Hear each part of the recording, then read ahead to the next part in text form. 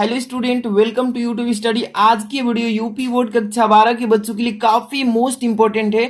आज की वीडियो केवल आज रात में स्टडी कर लीजिए। आज की वीडियो काफी मोस्ट इंपॉर्टेंट है। वीडियो को तुरंत लाइक करके चैनल पर सब्सक्राइब कर लीजिए, क्योंकि इंग्लिश की भी रेडी अब कराने वाले हैं।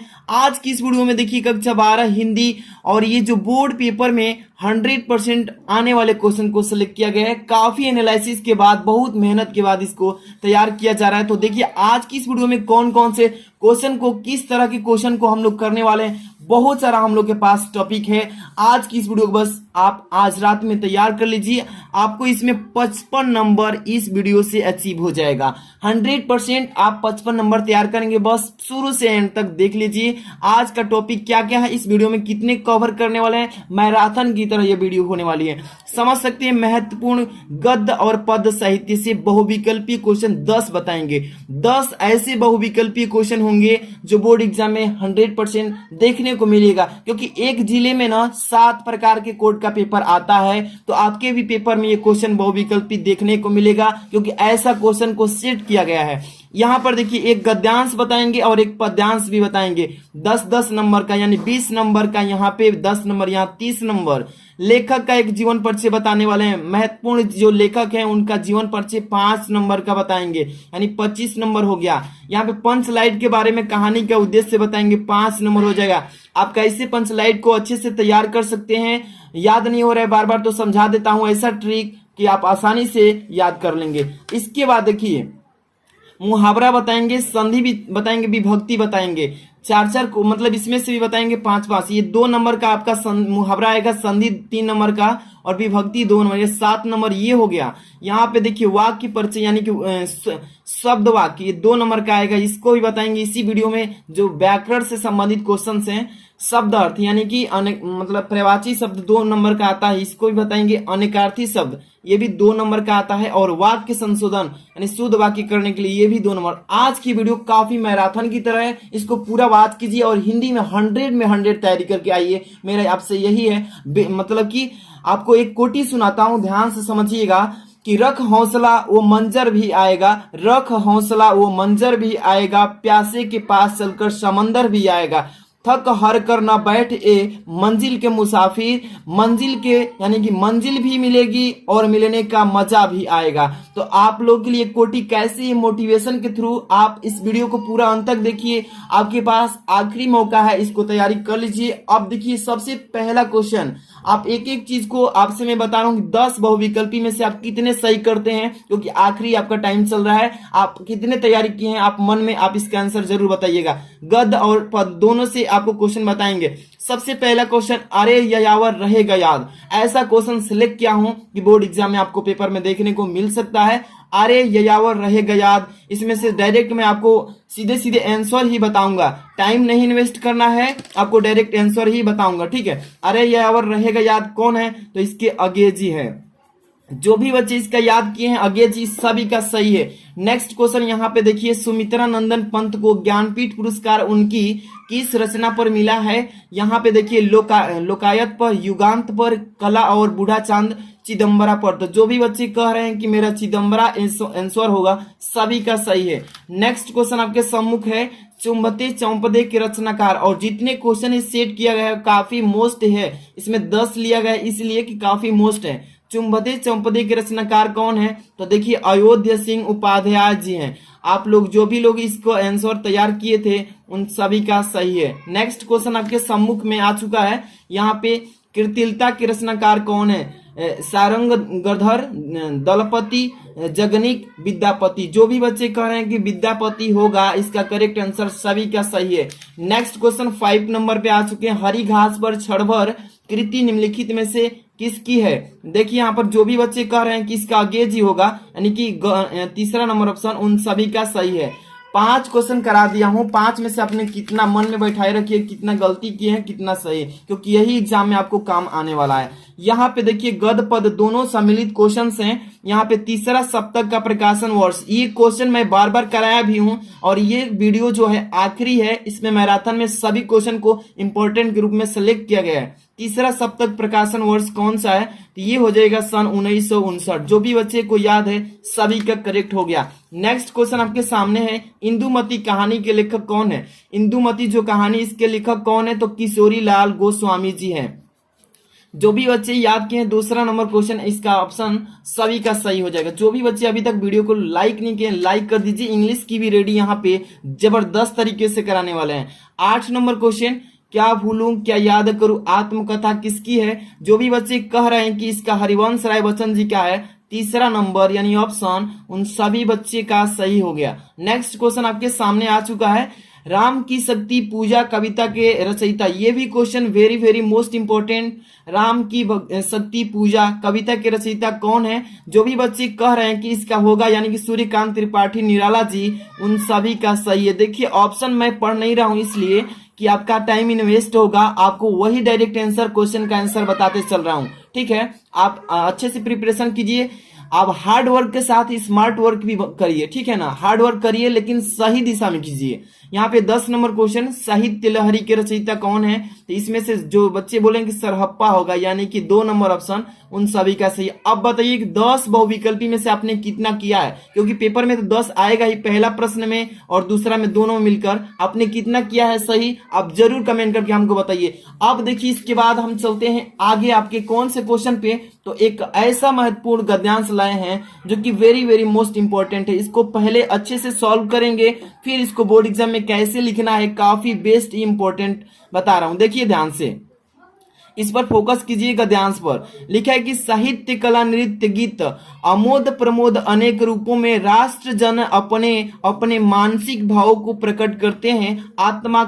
आत्मा का जो विश्वव्यापी आनंद भाव है वह इन विधियों रूपों में साकार होता है। यद्यपि बाह्य रूप की दृष्टि से संस्कृत के ये बाहरी लक्षण अनेक दिखाई पड़ते हैं, किंतु आंतरिक आनंद की दृष्टि से उनमें एकसूत्र है। जो व्यक्ति यानी कि व्यक्ति सहृदय है, वह प्रत्येक संस्कृति के आनंद पक्ष को स्वीकार करता है और उससे आनंद होता है, यानी आनंदित होता है। इसी प्रकार की उदार भावना ही विधि जनों से बने हुए राष्ट्र के लिए स्वार्थ नकार है। तो ये क्वेश्चन बोर्ड एग्जाम में देखने को मिल सकता है, इसलिए इसको बताया जा रहा है। काफी एनालिसिस किया हूं इसको बनाने के लिए, तो आप समझ सकते हैं। देखिए एक ट्रिक बताता हूं कि आप गद्यांश को कैसे पहचानेंगे कि किस पार्ट से इस गद्यांश को दिया है। तो देखिए यहाँ पर किसी पार्ट का अंश जरूर छोड़ देगा इस गद्यांश में। तो यहाँ पर राष्ट्र से जुड़ा हुआ है, राष्ट्र के लिए। आपको कहीं एक और जगह पे राष्ट्र से, देखिए राष्ट्र की जन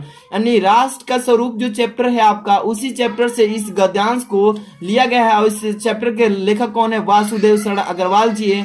तो चलिए इसमें क्वेश्चन भी किया गया फर्स्ट नंबर कि उपयुक्त गद्यांश के पाठ और लेखक का नाम बताइए। 2 नंबर का ये हो गया। रेखांकित अंश की व्याख्या बताइए, 2 नंबर का ये भी हो गया। किन रूपों में राष्ट्र जन अपने अपने मानसिक भावों को प्रकट करते हैं, ये भी 2 नंबर।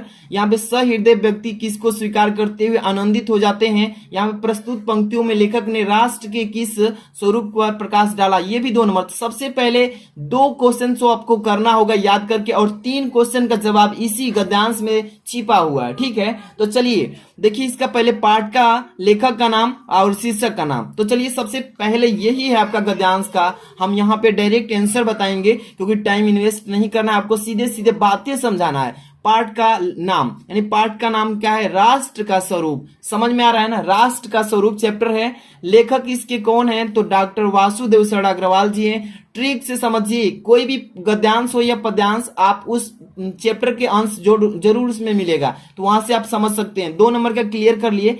अब यहीं पर लिखा है कि साहित्य कला नृत्य गीत अमोद प्रमोद अनेक रूपों में राष्ट्रीय जन अपने अपने मानसिक भाव को प्रकट करते हैं। आत्मा का जो विश्वव्यापी आनंद भाव है वह इन विधि यानी विधि रूपों में साकार होता है। इतने ही अंडरलाइन का हमें भाव को वाक्य के रूप में इसको प्रदर्शन करना है, इसको दिखाना है। तो यहाँ पे देखिए सभी लोग अच्छे से पहले रेडी हो जाइए और अच्छे से समझिए। रेखांकित अंश की व्याख्या ऐसे ही बोर्ड एग्जाम में आप भी लिखिएगा। यहाँ पे देखिए सबसे पहले लेखक कहते हैं कि एक ही राष्ट्र के भीतर अनेकों उप संस्कृति की फलती फूलती हैं। बहुत सी हमारी संस्कृतियां हैं जो क्या करती हैं, फलती फूलती हैं। इसके बाद देखिए, इसे संस्कृतियों के अनुयायी यानी नाना प्रकार के आमोद प्रमोद में अपने हृदय के उल्लास यानी हृदय के उल्लास प्रकट किया करते हैं। साहित्य कला, नृत्य, साहित्य कला जो है, नृत्य है, गीत इत्यादि संस्कृत के विधि अंग है, विविध अंग है, मतलब कि बहुत से भाग हैं। इसी के बाद देखिए, इनका प्रस्तुतिकरण उस आनंद की भावनाओं को व्यक्त करने के लिए किया जाता है जो संपूर्ण विश्व की आत्माओं को विद्यमान है। तो इतना आपको इसका व्याख्या कर देना है। रेखांकित जो अंश किया है इस अंडरलाइन का, अपने से भाव भी आप लिख सकते हैं बोर्ड एग्जाम में। जो बच्चे की तैयारी नहीं है, इस वीडियो को पूरा वॉच कीजिए, आपको 100% पासिंग से कोई नहीं रोकेगा मात्र इस वीडियो से। और जिस बच्चे की तैयारी है तो समझिए कि उसके लिए काफी बेहद ही बहुत ही अच्छी है। इसमें क्वेश्चन नंबर 3 क्या है, इसमें कि किन रूपों में राष्ट्रीय जन अपने अपने मानसिक भाव को प्रकट करते हैं। 3 नंबर, साहित्य कला नृत्य आमोद प्रमोद अनेक रूपों में राष्ट्रीय जन अपने अपने मानसिक भाव को प्रकट करते हैं। समझ में आ रहा है ना, आप इसी गद्यांश में से इसका आंसर लिखेंगे। समझ में आ रहा है, इसी तरीके से बना लीजिएगा। नेक्स्ट क्वेश्चन 4 नंबर, सहृदय व्यक्ति किसको स्वीकार करते हुए आनंदित हो जाता है। तो यहाँ पर देखिए, यहाँ पे 4 नंबर का सहृदय व्यक्ति प्रत्येक संस्कृत के आनंद पक्ष को स्वीकार करते हुए उसे आनंदित हो जाता है। तो इतना क्वेश्चन आपका रहेगा, टू द पॉइंट लिखना है। जितना प्रश्न पूछेगा उतना ही आंसर लिखना है। कॉपी भरने के चक्कर में ज्यादा लिखने से नंबर नहीं मिलेगा, आपको टू द पॉइंट लिखना है क्वेश्चन के अनुसार। 5 नंबर, प्रस्तुत पंक्तियों में लेखक ने राष्ट्र के किस स्वरूप का प्रकाश डाला है। तो यहाँ पे 5 नंबर क्वेश्चन का आंसर लिख देना है कि प्रस्तुत पंक्तियों में लेखक ने विविध संस्कृति वाले राष्ट्र की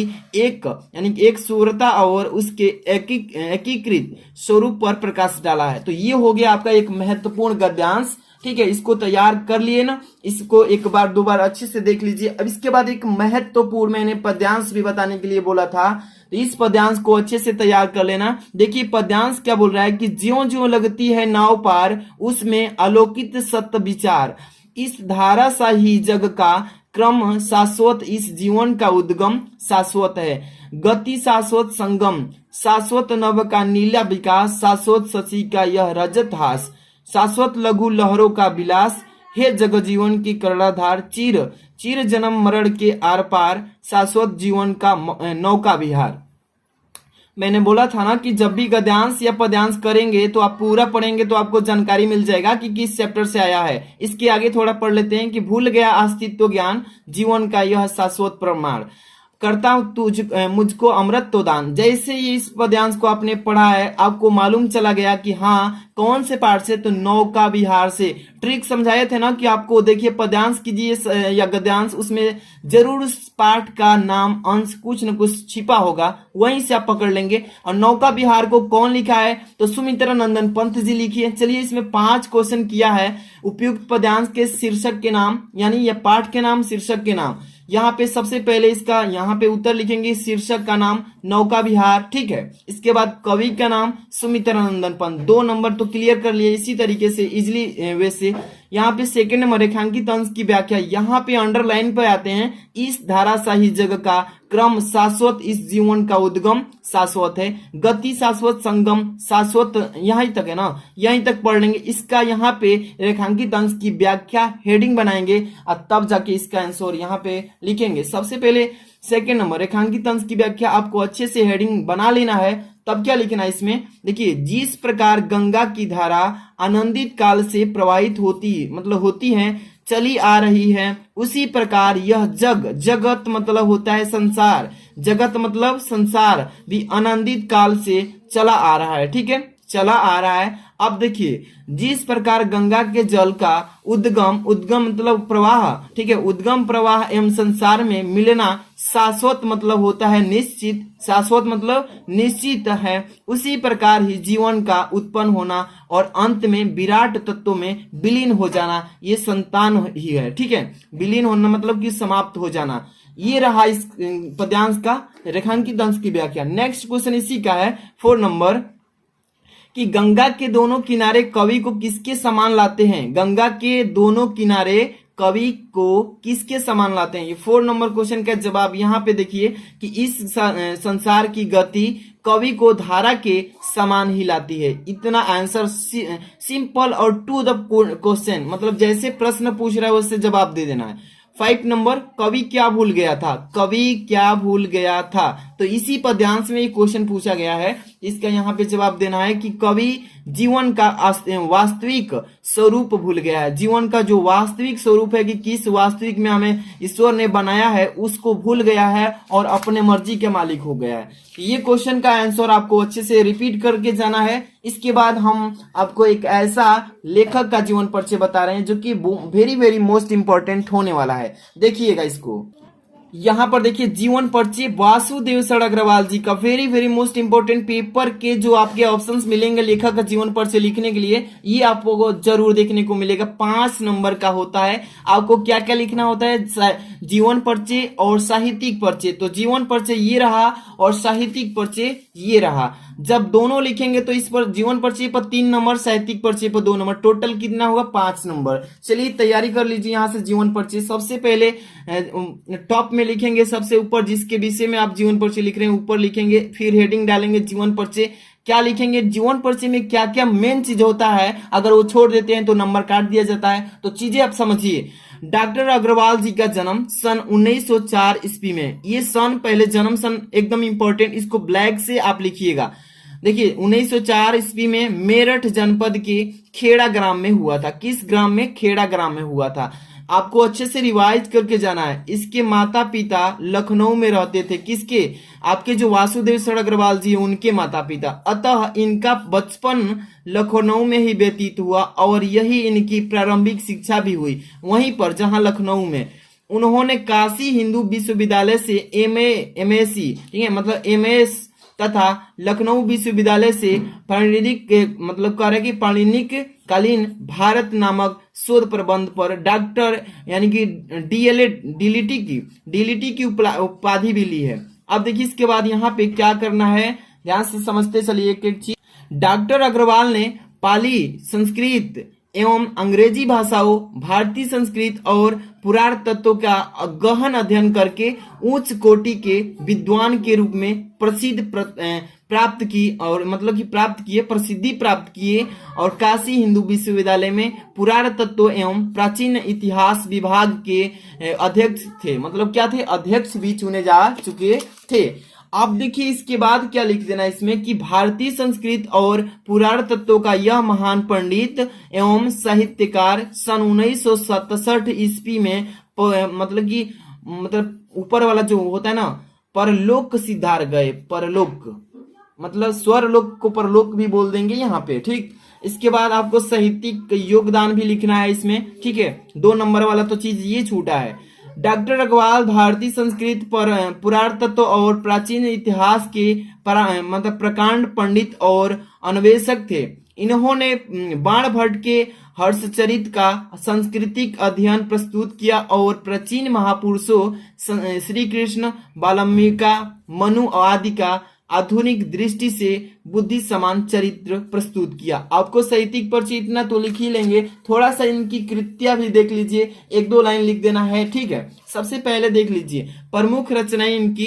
डॉक्टर अग्रवाल ने निबंध, शोध एवं संपादकीय क्षेत्र में संपूर्ण कार्य किया है। तो पहले देखिए इनका निबंध संग्रह इतना लिख देना है कि पृथ्वी पुत्र हो गया, इसके बाद कल्पलता, इसके बाद कला और संस्कृत, यहाँ पे कल्प वृक्ष, भारत की एकता आदि इनके प्रसिद्ध निबंध संग्रह है। इतना लिख देंगे तो अब जाकर के आपको 5 नंबर मिल पाएगा। तो अच्छे से रिवाइज किए होंगे तो बहुत ही बेस्ट है, नहीं तो 1-2 बार वीडियो को मतलब प्रीवियस करके देखिए और याद कर लीजिए। इसके बाद आपकी आज जाता है 6 नंबर क्वेश्चन जो पेपर में पूछा जाएगा।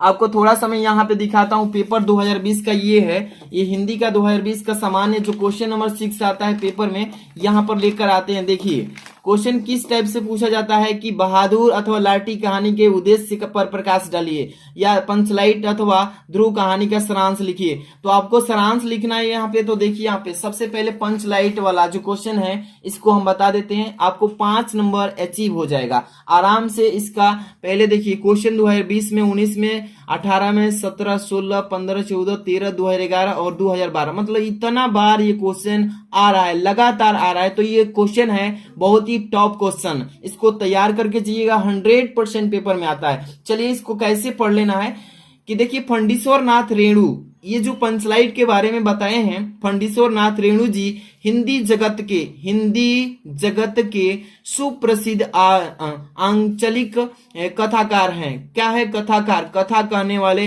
अनेक जन आंदोलनों से वे निकट से जुड़े रहे, निकट से मतलब उसके समीप में हमेशा रहे। अब देखिए इस कारण ग्रामीण अंचलों से उनका निकट का परिचय है। इन्होंने अपने पात्रों की कल्पना किसी मतलब कि काफी हाउस में बैठकर नहीं की, अपितु वे स्वयं अपने पांवों के बीच रहे हैं। तो आपको इसी तरीके से अच्छे से पढ़ना है। कहीं भी डाउट होता है तो आप पूछिए, कमेंट में रिप्लाई जरूर देंगे। इसके बाद देखिए फंडीश्वर नाथ ने क्या क्या किया है, बिहार के अंचलों के सजीव चित्र इनकी कथाओं के अलंकार हैं। पंचलाइट भी बिहार के आंचलिक प्रवेश की कहानी है। अब देखिए शीर्षक कथा का केंद्र बिंदु है। अब देखिए शीर्षक को पढ़कर ही पाठक कहानी को पढ़ने के लिए उत्कृष्ट हो जाता है। इतना आपको समझ में आ रहा है चीजें। आगे देखिए इस कहानी के द्वारा रेणु जी ने ग्रामीण अंचल का चित्र खींचा है। अब देखिए गोदान के द्वारा, अब देखिए पेट्रोमैक्स जो आपको बताया हूं लालटेन की तरह होता है, पहले यूज किया जाता था। पेट्रोमैक्स जला देने से उसकी सभी गलतियां माफ कर दी जाती है। इसी प्रकार पंचलाइट जलाने की समस्या और उसके समाधान के माध्यम से कहानीकार ने ग्रामीण मनोवैज्ञानिक का सजीव चित्र उपस्थित कर दिया। कहानी के माध्यम से रेणु जी ने अप्रत्यक्ष रूप से ग्रामीण यानी ग्राम सुधार का प्रेरणा भी दे दी। आपको इसी तरीके से पंचलाइट को अच्छे से पढ़ के जाना है। 1-2 बार पढ़ लिए होंगे तो तैयारी हो ही गया होगा। इसका मैं पीडीएफ भी प्रोवाइड करूंगा, आप टेंशन न लीजिए, पूरा पहले वॉच कीजिए इस वीडियो को। अब देखिए आपके पास क्या आ चुका है, तो मुहावरा आ चुका है, मुहावरा। और ये मुहावरा आपको बोर्ड एग्जाम में मैं बता दूं कि कितने नंबर का पूछा जाता है। तो अभी मैं यहाँ पे परिचय आपको कराता हूं। ये देखिए जो बताया था, यानी कि 2 नंबर का ये मुहावरा आता है। संधि भी आपका 3 नंबर का आता है और विभक्ति भी 2 नंबर का। दोनों को क्लियर कर लीजिए, अच्छे से कीजिए। 5 ही बताऊंगा, पहले मुहावरा 5 बताऊंगा। अंधे की लाठी, अंधे की जो लाठी होती है इसका पहले तो अर्थ लिखा जाता है, इसके बाद इसको वाक्य में प्रयोग किया जाता है, तब जाकर के 2 नंबर की काम होगा, 1 को करेंगे। तो अंधे की लाठी एकमात्र सहारा, 1 नंबर तो हो गया इसके अर्थ पे। इसका वाक्य प्रयोग, कलम अपने वृद्ध माता, देखिए कलम जो है अपने वृद्ध माता पिता के लिए अंधे की लाठी था। ठीक है, जो एक लड़का है अपने माता पिता जो बूढ़े हो गए हैं उसके लिए वो एक लाठी के समान था। इसको वाक्य प्रयोग कर देंगे, जो भी आपको आए वैसे। दूसरा नंबर अपने पैरों पर खड़ा होना। ये देखिए अपने पैरों पर खड़ा होना, इसका पहले अर्थ लिखेंगे कि स्वावलंबी होना। इसका मतलब देखिए इसका वाक्य प्रयोग करेंगे कि विकास के माता पिता उनकी शादी करना चाहते थे, लेकिन उसने कहा कि जब तक वह अपने पैरों पर खड़ा नहीं होगा तब तक उसकी शादी नहीं करेगा। तो इसी तरीके से पेपर में भी पूछा जाता है, तो इसको तैयार कर लेना है।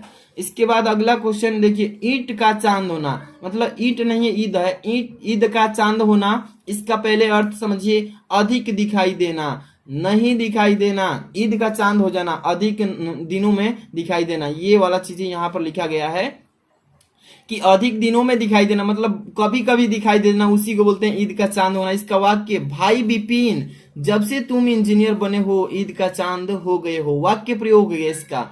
इसके बाद अगला 4 नंबर, ध्यान से देखिएगा, तिल का ताड़ बनना। ये क्वेश्चन 100% देखने को मिलेगा कि तिल का ताड़ बनना छोटी सी बात को बड़ी बना देना, इसी को बोलते हैं तिल का ताड़ बनना। इसका वाक्य प्रयोग करेंगे, बात तो बहुत छोटी छोटी थी, उन्होंने आपस में झगड़ा करके तिल का ताड़ बना दिया। इसी तरीके से वाक्य में प्रयोग करते हैं। इसके बाद अगला क्वेश्चन, हाथ पांव फूलना। हाथ पांव फूलने का मतलब अर्थ है व्यग्र होना, यानी कि घबरा जाना। आप घबरा जाना, इसी का मतलब। इसका वाक्य प्रयोग, राकेश रात्रि में रेलवे स्टेशन से वापस आ रहा था, रास्ते में एक खूंखार से लगने वाले व्यक्ति को देखकर उसके हाथ पांव फूल गए, यानी कि घबरा गया लड़ने वाले व्यक्ति को देखकर। इसके बाद कौन सा टॉपिक है, संधि। आ चुका है आपका संधि, इसको अच्छे से तैयार कर लेना है। संधि क्या है देखिए, बहुत ही महत्वपूर्ण है, इसको बोर्ड एग्जाम में बार बार पूछा गया है, इसलिए इसको तैयार कर ही लेना है।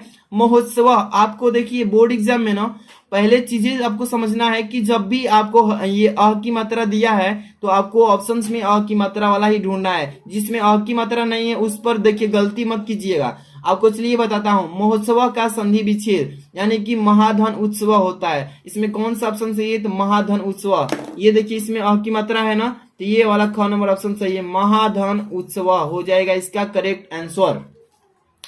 अगला क्वेश्चन इसका 2 नंबर देखिए, पित्रादेशा, इसमें अ की मात्रा जुड़ा है।